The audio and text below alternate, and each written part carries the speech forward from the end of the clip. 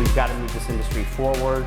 We have to break down the silos between developers and designers and contractors. Like, we're literally designing and building and shaping communities and the planet.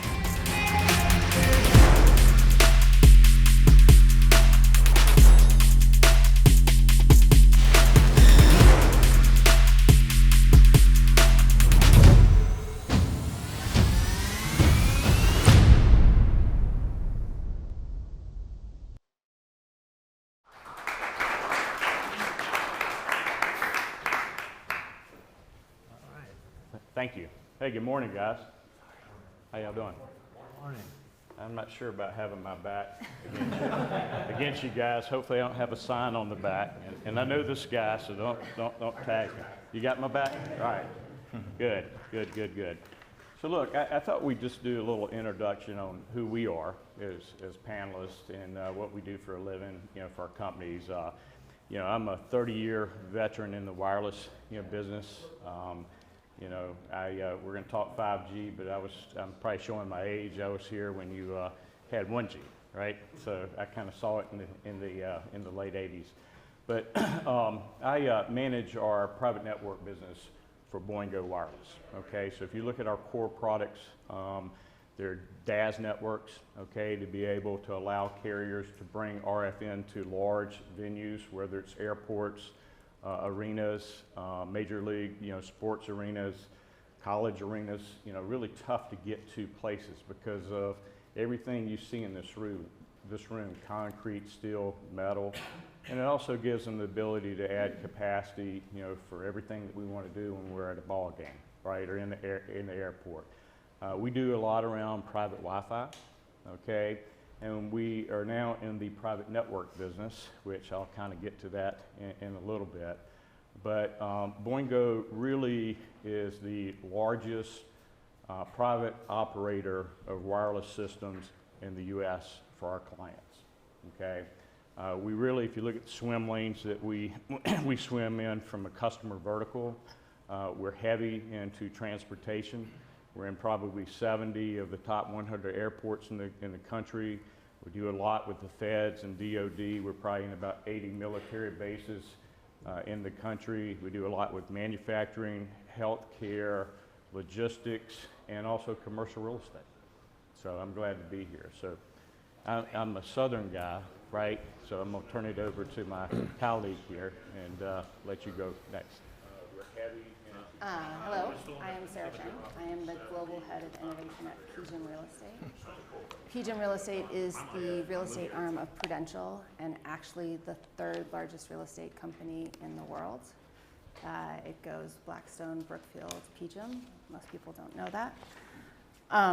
My job as Global Head of Innovation, these innovation jobs in real estate really differ from company to company as to how they're set up.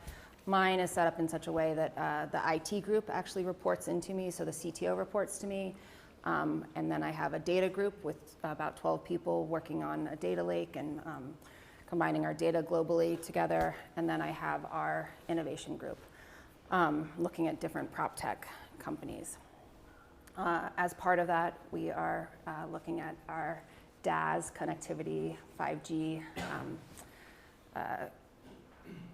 future-proofing aspects to our buildings, and it's something that I've been very focused on for the past 10 plus years. And my background is really real estate, so I've been in real estate for my entire career, doing everything from property accounting to asset management to acquisitions and dispositions to portfolio management to now innovation. So. Hi everyone, I'm Arie Barendrecht. I'm the founder and CEO of a prop tech company called WiredScore. WiredScore is a certification for buildings and new construction and developments. And the thing that we measure and certify is the quality of digital connectivity and smart technology in today office buildings and, as of a year and a half ago, multifamily buildings. Eventually, we want to assess the quality of connectivity and smart tech in every asset class. My customers are folks like Sara, landlords and developers. We work with about 900 of them across the world. And we help them both kind of assess and understand the state of the world in their buildings from a technology perspective. How good is the internet connectivity and Wi-Fi and cellular or smart tech features of their buildings? We help them understand where they're deficient versus what we believe is best in class. So everybody wants to be a WiredScore or SmartScore Platinum building, and we point out to landlords and developers how to get there. And then of course, when buildings meet our standard, we help them competitively differentiate based on the quality of their connectivity and smart tech, because they can talk about being WiredScore or SmartScore certified in their leasing and marketing materials. We're about 150 people across 5 offices, New York, London, Paris, Frankfurt, and Singapore. Raised a Series B earlier this year, so I'm on the founder's journey we heard a little bit about earlier today, and happy to talk about what I'm seeing in the market and to be a part of this community. So thanks. Yeah, thank you, Arie. Thank you, Sarah. I'm going to pick on you 1 second. That hat, Creighton? Creighton. Yeah. All right, so my CEO would fire me if I didn't tell you that he played baseball there, and he's in the Creighton Baseball Hall of Fame there. Oh, awesome. Yeah, so he lets us know that often, by the way. So, but anyway, so let's get started. We jotted down a couple questions, and obviously we'll all three kind of jump in here. But Sarah, I'd like to maybe get you to kickstart this, right? And can you give us an overview of office and the landscape today, and what's changed, and where do you see the priorities? Yeah, so when we were talking about this panel, we tried to start off by framing it as to why are landlords focused on 5G and what's going on with telco. And specifically thinking about office real estate right now, there's obviously been a huge shift in how people are relating to office with the hybrid model, and there's a lot of focus by landlords on what does that mean to their long-term plans on how to get people back into the office, and what can they do to help influence that. So lots of thoughts around tenant experience apps, lots of thought about amenities for the tenants, making everything easier for them. And that includes really connectivity.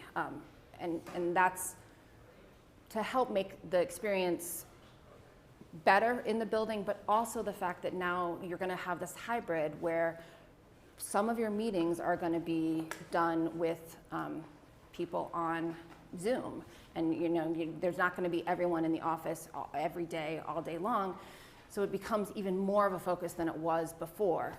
And then there's also the thought that we'll get into in future questions around the future of office work and what might be possible once 5G frequency allows for additional technology creation around some of the future apps that might be out there that I think will change actually how we interact with our office. Yeah. So that's why we're really focused on it. We're very much focused on it in our office innovation group, and thinking about, okay, which of our buildings doesn't currently have good cellular connection? How do we get good cellular connection? If there is a DAS, which is a distributed antenna system, do people know what DAS, when we say DAS? Yes? No? Okay, so I probably shouldn't be the one to describe this. Well, why don't we get into that? Maybe I'll just build off the kind of context really fast and then explain a little. You can probably do the best job of explaining about this type of technology. But I think what Sarah's touching on that I see across our client base is, like, this is a really hard time to be a landlord and a developer. Like, COVID obviously accelerated a bunch of trends that were arguably in motion. A lot of power has shifted to tenants today, and there's a bifurcation in the market. And when tenants have power in commercial real estate, like they vote with their feet, right? And there's this real flight to quality happening in all of our markets. And I think that's putting landlords and folks like Sarah, and why it's exciting that she's focused on this, in a position of being like like proactive around the things that tenants really care about, or kind of reactive and not making investments today and probably fizzling out and dying a slow death of non-economic viability. And so, like, what do tenants care about? I think the pillars of real estate, of commercial real estate, but I think this applies to multifamily and all asset classes, is people want sustainable buildings, and we heard from Schneider about that. People want healthy buildings, and people want tech-enabled experiences. Like, that's what we expect. That's what we have at home. We expect that in the office. We want to be productive. We want friction removed from all of our interactions with our space. So there's a real opportunity right now for real estate companies to choose. Are they going to be in the proactive camp and kind of get ahead of some of this stuff in the technology we're going to talk about today, or are they going to be in the reactive camp and try to keep their heads above water? And obviously not easy. Like, there's deep-pocketed landlords that can invest in making their buildings better today, and a lot of landlords can't.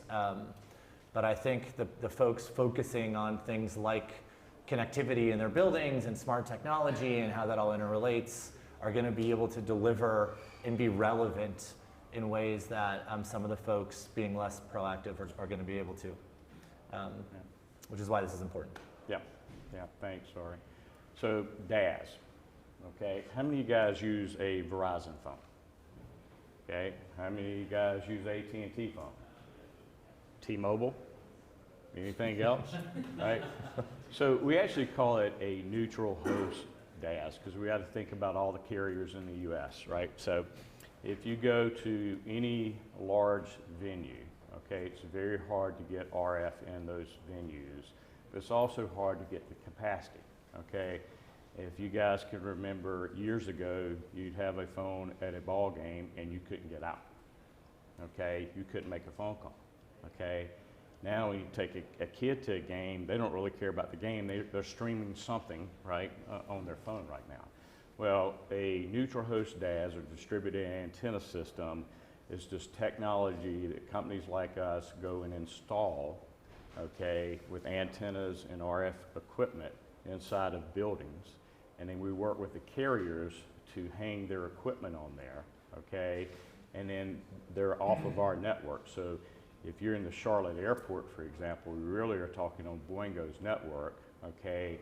But we are providing access to T-Mobile, Sprint, AT&T, in some cases US Cellular, and Dish is getting in the business out also, right? And they're pretty complex designs because if you look at any of those large venues, just like commercial real estate, you got basements, you got underground, you got elevators, right? And you've got I go back to, when I was a young man starting Motorola, I didn't really understand RF frequency and all the interference aspects of it, right? Like the concrete, like steel, foliage, right?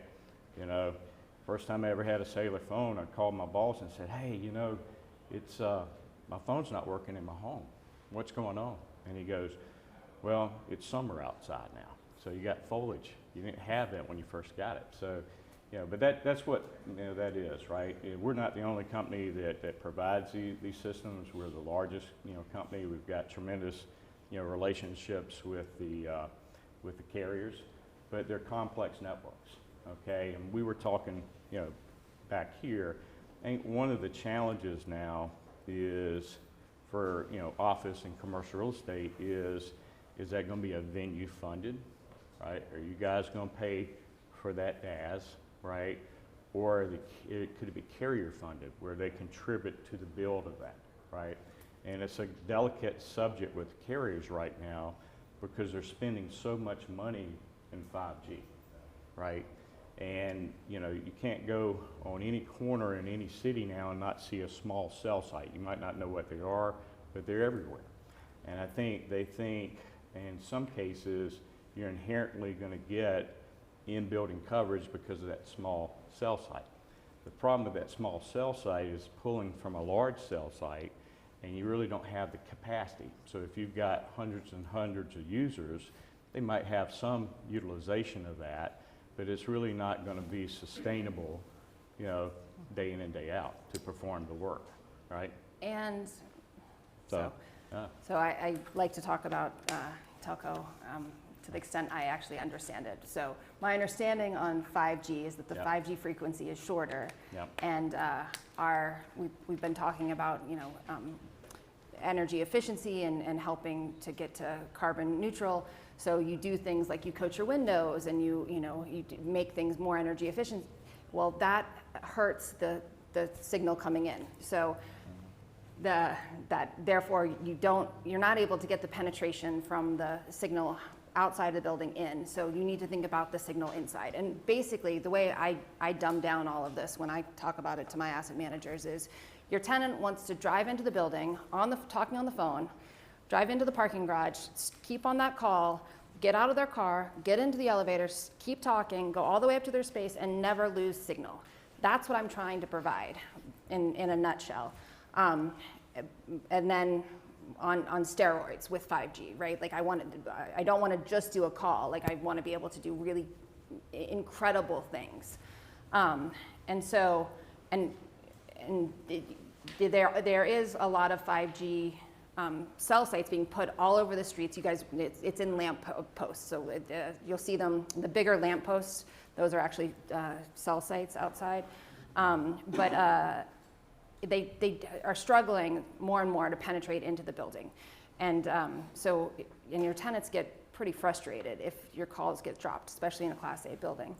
So being able to provide them the ability to do what I just said is really important.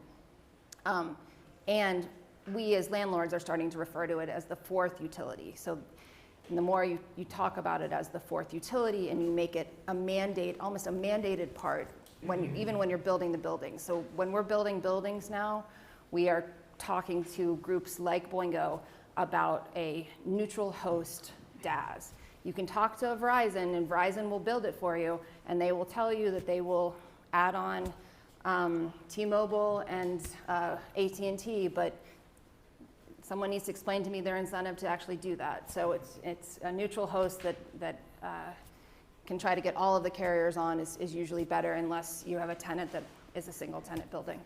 But we do it now when I'm in the process of working on 2 buildings that are ground up developments that are putting in DAS from day one. It's easier to install. You have to put a ton of antennas in the ceilings to get the cellular coverage throughout the buildings to work. So it's easier to do when you're doing the ground up development versus retrofitting a building, but you can do it post construction as well. Sorry.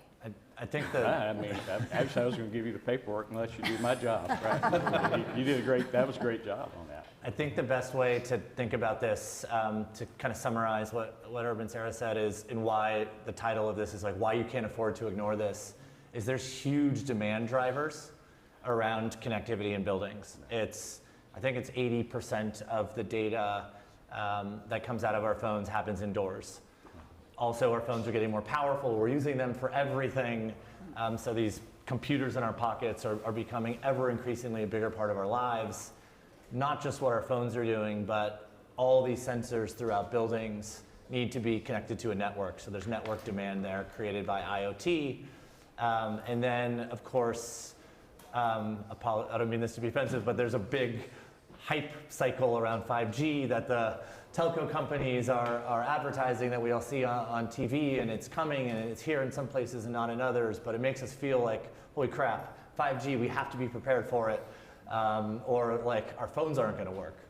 And to some extent, at some point that's true. On the supply side, we've kind of covered, like there's all this demand. On the supply side, these networks are really hard to build. They're not really designed for the macro networks for indoor use. And as a landlord, it's complicated. Like your building has to be designed a certain way to easily install this equipment. It's expensive. It can be expensive, and the economic models, how you kind of work with folks that install antennas are really different. There's like 5 different models and a bunch of different segments underneath that. So we're headed toward this collision course where there's so much demand for connectivity in buildings, but huge challenges to supplying it, which is, I think, why it's worth paying attention to this and understanding how folks are solving it and what good solution providers are doing so that we can kind of prepare as construction folks and developers and landlords and prop tech companies trying to help. Yeah. What do y'all think about the trend of bifurcating data and voice and putting edge computing, like basically pipes get big, we fill the pipes, it's like traffic problems, and then we try to increase the pipe, and then we say, well, no, we need to move the content closer to the user. So now we're seeing, I'm working with some developers that are like, hey, Netflix is going to put a mini data center in my development. Google's putting, they're going to like cache and push content closer so that you're not clogging. Right. You already clogged 5G, and bifurcating voice versus data. Like, what trends are y'all seeing around the kind of the next evolution of the CGM? You know, it's a good question. And how you doing, by the way? It's good to see you. You know, I'm seeing it a little bit different right now. I think from an edge standpoint, a lot more customers want to own and control their data and not have that data go across the cellular network, right? So they want to capture that somewhere. So in our world, that's been our request, right? Not so much what you outlined, but you know, we'll give you a good example. Anybody heard of CBRS, Citizen Band Radio Spectrum, right? Okay, really, my friends have, right? Yeah, really here recently, the FCC, and I'm getting a little off script to come back to your question. The FCC recently allocated private spectrum to allow enterprises to own their own cellular networks, okay? And we're in that business. Now, when you think of that, it's really a cellular data network, okay? So think of Wi-Fi on speed, right? And you gain a lot more with a private network because inherently it's LTE, so it's secure from a network standpoint. And then from IoT device standpoint, you have SIM cards just like you have in your phone, and there's encryption in that SIMs. So for example, we just deployed in a large airport. They did away with Wi-Fi. They're using private network, okay, for all their IoT. Touchless bag claim, backhauling cameras, look at all the devices, that's what they're using it for, right? And with that, we had a major discussion because we transmitted most of that data on the cloud. Customers now want that on-prem. They want to control that data. They don't want that data. They want to look at the insights, the analytics to help them improve their business. Just like, I think, you know, I don't know much about, you know, commercial building automation systems, right? But we tie into some of that stuff, much like you'd have one of those to, you know, to look at the data, to, you know, make the building better over time, right? So they didn't go directly to your question because I don't have a lot of exposure to that, but that's how we're seeing it right now. Would you guys add to that? My only experience with like micro data centers coming into commercial buildings anyway is I think the folks that are doing it are finding it hard to sell into landlords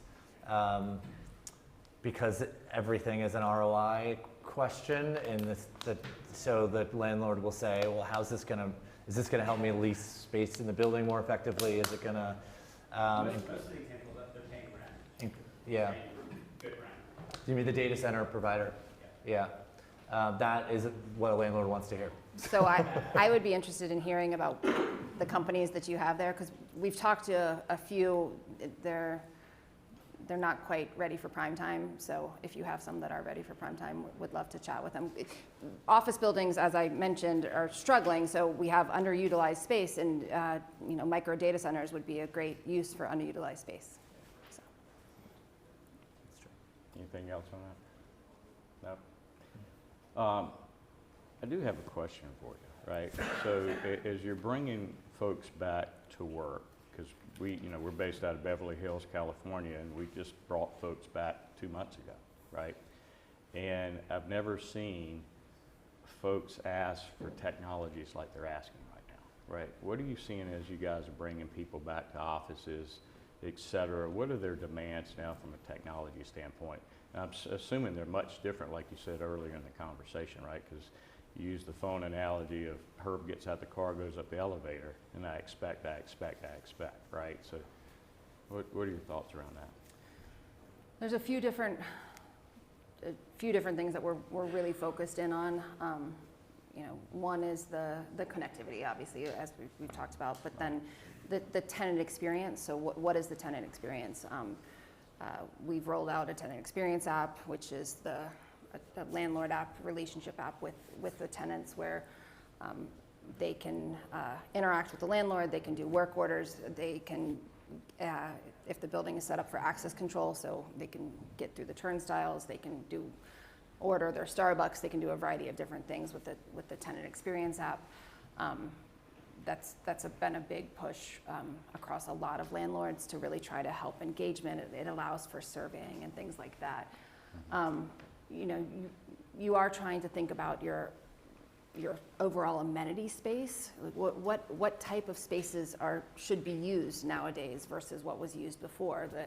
Is there more conferencing that needs to happen because people are gonna come back together in the office, not every day of the week, but when they come back together, they're gonna want to come together in larger groups. So do you need to rejigger a little bit of your amenity space, which is not a overnight change? So thinking through some of that. And then there's the energy efficiency, cleansing of the building type of thing. Like, can you actually put in air filtration type of technologies? And we're actually seeing a lot more of that out of our Asia Pacific offices. The air cleansing is really kind of being pushed out of those offices more than anywhere else. Those guys are really focused on that. The ESG is really being pushed hardest out of Europe. Europe is ahead of ESG in general, and which is why it's great that I have this global job and I get to see all of these what they're doing in the different sectors. But you're trying to do all of that to try to encourage people to come back to the office. But everyone's trying their own individual models to say, what works best for them, and that's a tenant decision, not a landlord decision. And we can't do sensors and really evaluate how many. We can tell how many people are coming through the turnstiles, but we can't do occupancy sensors and stuff like that. So. Yeah. You reminded me, we did a project. I used to work for Philips Lighting, right? And I started their Smart City, Smart Building group, and based on my wireless background, because everything's connected, right? And we did a power over Ethernet system at Clemson University, not too far around from here. And I looked at the floor plans and I said, where are all the walls? And they go, well, that's why we need you, right? So we wanted to use power over Ethernet, so you had smart lighting that could tell you temperature of a room, where people were in a room, et cetera, so then they could design where these students congregate and they study, right? And it was neat to do that. I wish you could have that data to, as people come back, because I watch in our office, the dynamics have totally changed, right? Yeah. So, any add to that? I just think maybe I'll touch on the flip side of what, as people are looking for better tech-enabled experiences in buildings, like what else is going to show up in leases or tenant requests as they're considering space. I think increasingly we're going to have tenants asking landlords, how do I know that what are your data privacy policies? Who owns the data that me and my team are generating in the building? Is it you? Is it shared with us? Is it protected? And along with that, cyber security, of course. That's a huge thing for the real estate industry to reckon with. And I think increasingly in leases, you'll see a line item that says, what measures is the building operator taking to ensure this critical infrastructure is protected from malicious actors, which is not something any landlord's really prepared to answer, but it's tenants drive the market in so many ways, and in this way, I think when that starts popping up in a lease or two and you have no answer to that as a landlord, you're gonna need a cybersecurity policy and checking your protocols on how people access systems and how things are network is segmented and otherwise. That's definitely coming. Yeah. So let's shift gears, and we had a topic that was 5G, and how you demystify that, right? So, you know, and I think, Sarah, you talked about it. I mean, you can't turn the corner and not see an advertisement around 5G. But what really is 5G, right? It's pretty simple, right? It is the next generation of wireless technology, right? It's 4G on steroids. For example, you know, data rates are around 40 to 50 megabits per second today. Carriers with the clean frequencies, right, think they can get 80 to 100 megabits per second today, okay? 5G is coming out because of capacity needs, okay? I can't tell you the stats that we see day in and day out about how many devices are getting connected, whether it's, you know, PDAs, iPhones, you know, IoT devices. I think I read an article the other day. The average person in business now has 4 or 5 devices. I kind of looked in the mirror and said, that's you, right? You know, and those got to connect with something, right? But, you know, it also helps the carriers densify their network, right? And that's why you're seeing all these small cells around here so that they can, you know, densify the network and be able to provide those speeds. There's more gaming, more streaming. I mean, how many of you guys use streaming versus cable, right? You know, I do. I cut the cord a long time ago, but it drives my wife crazy. But if there's a ball game that I want to look at, I've got it streaming, you know, while we're at a restaurant and getting that evil eye, right? But you know, that's the technology we work with today. Now, I will say this: there's nothing wrong with 4G. Okay, 4G might not be in your markets. 5G might not be in your markets for a long time. It depends on each carrier's build plan, right? And there's nothing wrong with 4G.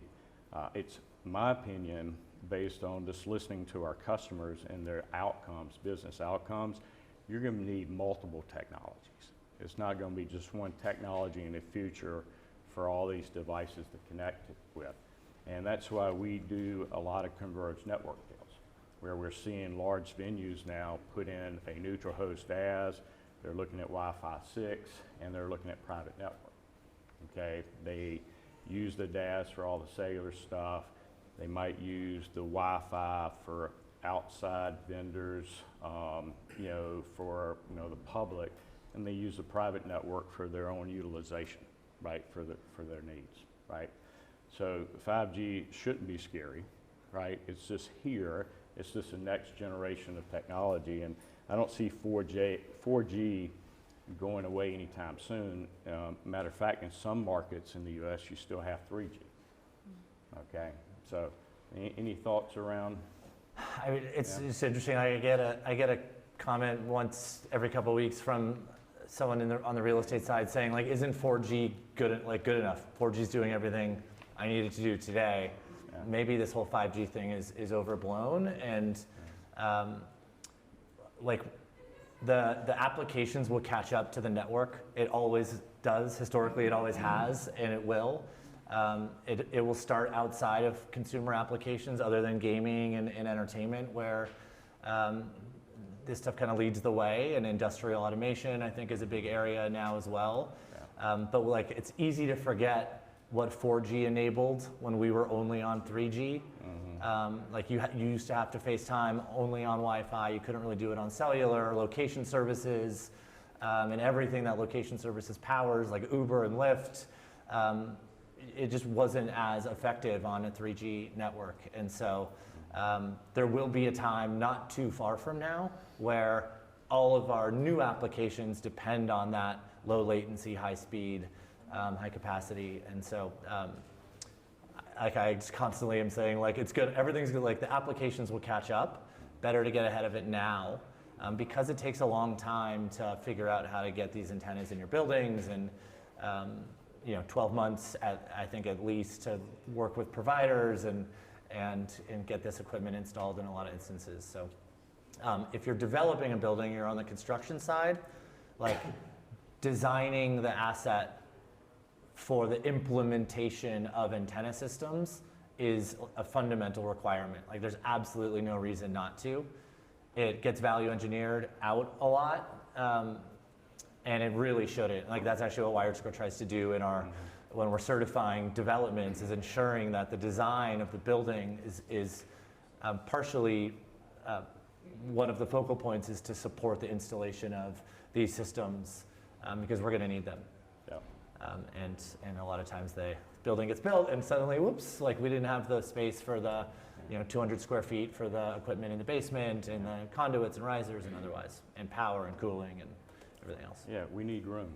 Mhm. Right. Yeah. Yeah. I mean, we normally have what's called a MDF to IDFs and to run all this stuff, right? So you got to have that room. So it's important as you plan these things, like you said. So, Sarah, any add on that?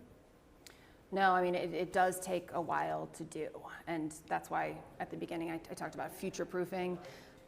I get really nervous that our office tenants are going to need 5G applications and our buildings won't have 5G in it, and then we're 12 months away from getting it installed, and your tenants are not going to be happy about that, and finding office tenants right now is not super easy. And so that you don't want to do something, you don't want to give them an excuse to not go to your building. So, that's something that we've been focused on telco for quite a while. Not just for 5G, but in general. Arie, I think it was you that told me a story a long time ago that there's different ways that you can measure your connectivity, your cellular connectivity in your buildings. You can actually get a guy with a Ghostbuster backpack to walk around and give you what's called an RF scan of the building and actually see it. But if you're a tenant broker, you can pull out two cell phones, one that's AT&T and one that's Verizon. You can just walk around and look at the number of bars. And brokers actually do that and will tell their tenant, this building isn't a good building because you're not going to be able to make calls in this building. Well, I don't want to be that building. So, that's a key thing for me. Yeah.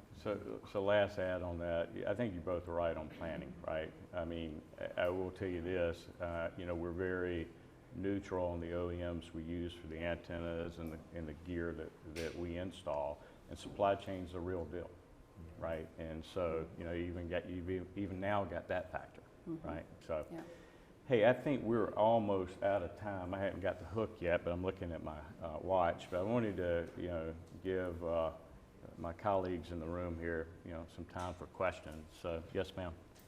And I'm sorry, I'm going to stand up and say, just a second. I'm curious, I work in all multifamily asset management, and particularly curious about your issues of adoption. And I almost think the pace of change is made owners more paranoid about making physical alterations because they're kind of thinking, can I wait for 7G? They're remembering when they ripped out walls to put in cable home, people from blue or bad window because who's going to own the walls. So how do you address that? Or how do you think about that, especially in terms of today incremental rent increases versus our ROI in 10 years? Mm-hmm. So I think from the infrastructure part of that question, now there's a way to design your asset with space really, and with the antenna systems will be upgradable through software and changing out the head at the antennas at the end, so there won't be rip and replace. If you do it the right way, you don't have to rip and replace anything or tear down walls to put in the next generation of equipment. Correct me if I'm wrong, but that's the direction things are headed. And so, today a lot of systems, some are 5G upgradable, many are not, and that's going to cause a lot of pain because people will have to really replace those systems. I think in the multifamily side, very quickly, there's a shift in business model that's happening. Where people are moving away from the cable companies and these slightly adversarial relationships into having real partners like managed Wi-Fi providers. I know we were just talking about this, Boingo used to do this. And those folks will come in and kind of own the telecom for your building. And what's useful about that is it's not just for resident internet, that internet can put Wi-Fi in the amenity spaces and common areas, can also power the IoT and sensors that are being put throughout the building, so it becomes an all-in-one solution. Really important in the conversation with the managed Wi-Fi provider is how are you going to upgrade your technology and your network over time as tenant need gets more sophisticated and 6th generation of cellular is here. A lot of people forget to talk about the like 5 to 10 year plan with these managed Wi-Fi providers and can run into problems. You know, I think that's a really important point you made.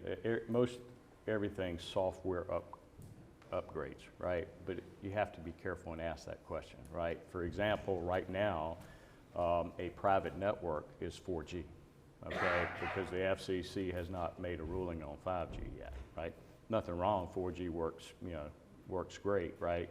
But when we're deploying that network now, we are deploying it with software upgradable, technology. So there's a path there, right? Now, not every OEM that we deal with has that path.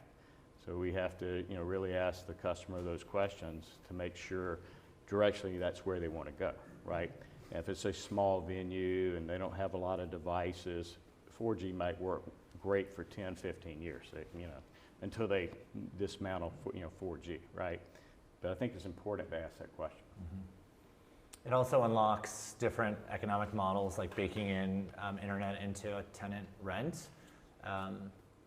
And you can charge a premium on that, which I know some landlords are doing. So there's that shift is an interesting one. That was really kind of my question. Are most people embedded in that pass-through PGIM? Or do the people that are contracted with basically have the tenant relationship? What are the different models that are out there? So on the office side, Yeah. I'm being very purposeful when I say that it's the 4th utility. The more we can refer to it as the 4th utility, and the more that we can start embedding that in the leases as such, the more we can then include it in CAM, especially with the managed service model, which I'm assuming Boingo offers, where they'll pay for it up front and they'll pass it back over several years, and they'll use the right words. We'll put the right words in our lease and we'll expense it and include it in CAM. Ideally, it depends on what your old leases say, right? But like, there is a fire life safety issue that you can use with this because, there is actually so normally you can, yes.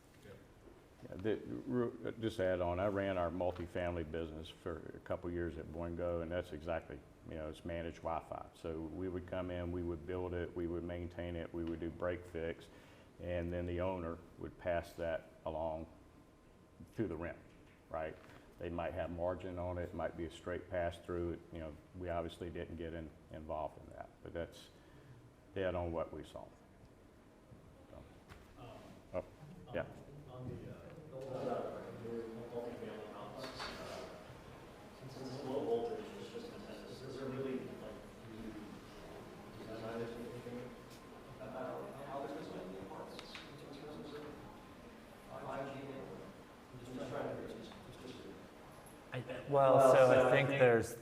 think there's the infrastructure. So like you'll need a big room with cooling and power for the head end equipment. And then it's really about cabling throughout the building. I mean, you know better than I do, but for the apartments themselves, that comes down to like mostly like where people are going to plug in their modems for their own Wi-Fi, not the cellular network. Yeah, there's nothing larger.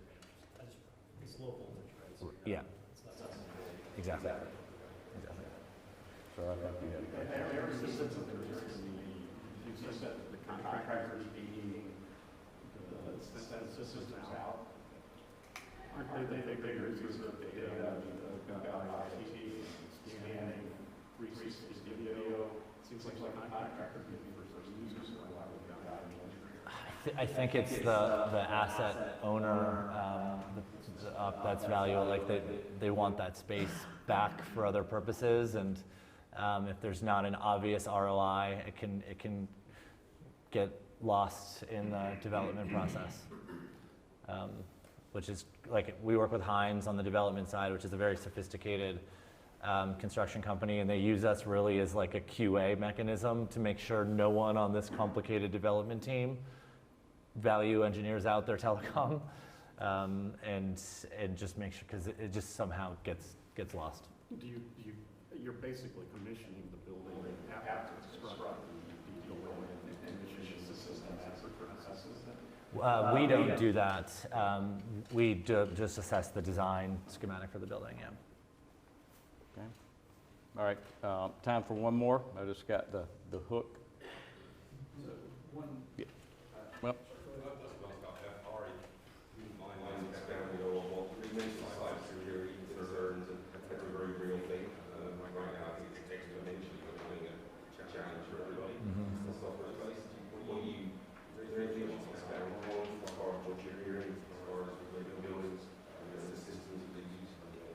Yeah, absolutely. I mean, the thing that we kind of score in our Smart Score certification isn't super sophisticated. It's that the technology, like the base building technology, is following like recognized cybersecurity standards, NIST or something comparable.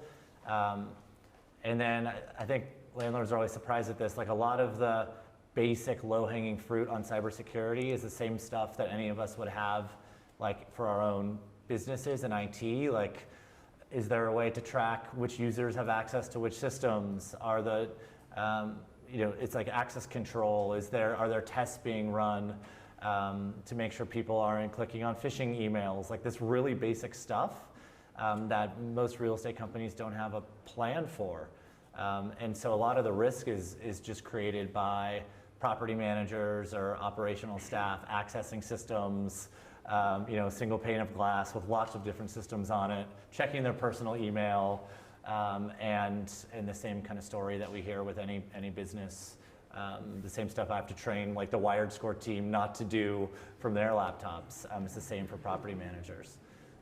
And honestly, we're just trying to move the industry into that level of kind of safeguarding and protocol at the moment, because that's all of the big breaches have happened through really simple kind of forms of infringement like that. Right. Public safety aspect. You mentioned fire safety. That's a big part of the business. Specifically for priorities, is that an area that you also do a school on? Not specifically.